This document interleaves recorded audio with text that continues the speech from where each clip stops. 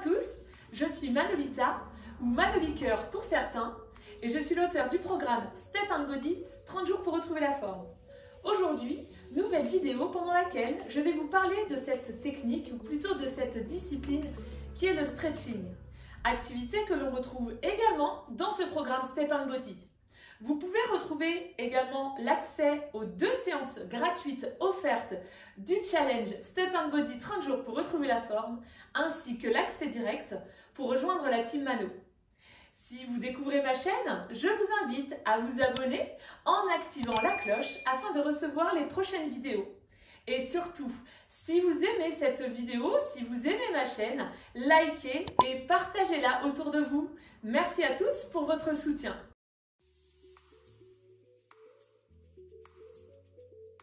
Le stretching, pourquoi faire?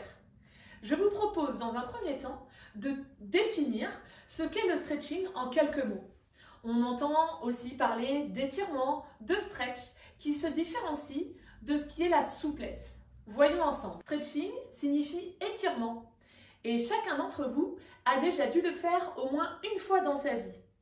S'étirer est un geste naturel et du coup, peut-être que vous ne vous en rendez pas compte lorsque vous vous étirez. Prenons comme exemple l'étirement que j'appelle l'étirement du chat et que beaucoup d'entre vous peuvent faire chaque matin en se réveillant, en allongeant les bras ou bien encore assis sur le bord de son lit en essayant de faire des mouvements pour réveiller son corps. Qu'il soit fait allongé, assis, à genoux ou encore debout, il existe de multiples exercices d'étirement. Leur but, détendre son corps lorsque l'on est resté longtemps dans une position, après une nuit de sommeil, une sieste ou quand on se sent engourdi. Accompagné de votre respiration, permettra à vos muscles d'être correctement oxygénés et donc de mieux fonctionner. Quels sont les objectifs de s'étirer?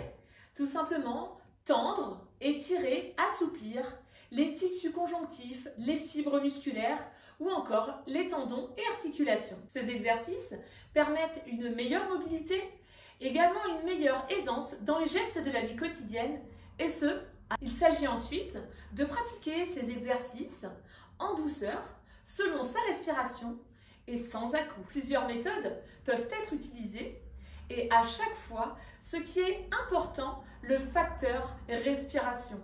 Pour que les muscles puissent s'étirer, les tendons s'allonger et les articulations gagner en amplitude. Plus on ira chercher en amplitude, et là, plus on ira aussi vers ce que l'on appelle la souplesse. Et donc, c'est un peu plus profond, un peu plus grand que ce que l'on peut entendre lorsqu'on parle de stretching. Comme je l'évoquais il y a quelques instants, le stretching a des bienfaits sur notre quotidien. Les étirements améliorent l'amplitude et la souplesse, mais ils aident également certains muscles à se sentir moins raides. Prenons par exemple, dans la vie quotidienne, des moments où votre corps ne se retrouve pas systématiquement dans des positions optimales. Imaginez donc un instant, vous êtes assis devant votre écran d'ordinateur. À moins que vous ayez un Swiss ball pour vous asseoir, peut-être, imaginez-vous si vous êtes correctement installé. Deuxième exemple, vous êtes dans votre voiture, les mains sur le volant et la tête en avant, le menton vers l'avant. Vous risquez, dans ce cas, d'avoir quelques douleurs au cervical, des douleurs aussi à la tête, sans forcément avoir d'explication. Et dernier exemple, imaginez-vous sur votre canapé. Devrais-je dire affalé ou assis? À vous de voir. En tout cas, toutes ces positions que nous faisons au quotidien peuvent affecter notre corps et nous rendre peut-être aussi un peu moins souples.